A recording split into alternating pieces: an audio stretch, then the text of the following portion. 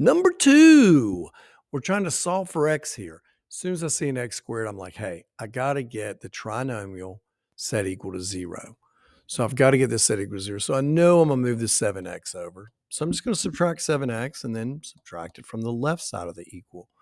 So I end up with x squared, gain 1, lose 7. We've lost 6 overall, minus the number 40 equals the 0 we want. We now have our trinomial set equal to 0, which is what we need.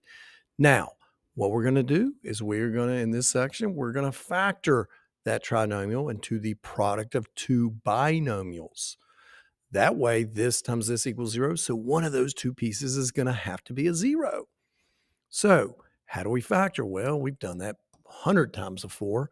I need to create a negative 40. So either a 1 and 40 with one of them being negative and one of them being positive. Maybe it's 2 times 20, 3 times nothing. 4 times 10 would work. 3, nope. 5 times 8, and that's it.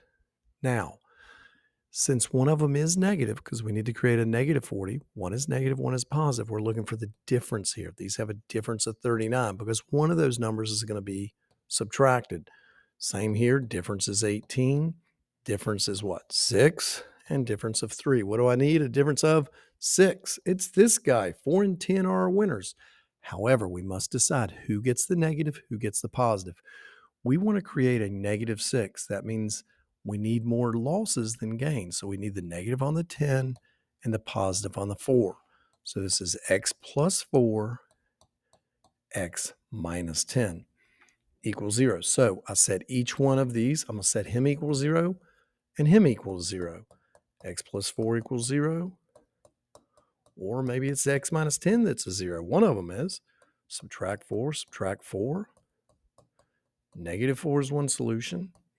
Add 10, add 10. Or the other possibility is positive 10. So negative 4 is one solution. 10 is the other. If we plug them back in there, you're going to see they both work. If we had graphed this, we would see, because what we're looking for is, where does this cross the x-axis? We're going to see one of them crosses at negative 4, and the other one crosses at 10. And this is just simply a parabola, quadratic, going up and through those two pieces. That's what we're actually looking for, where it's crossing the x-axis.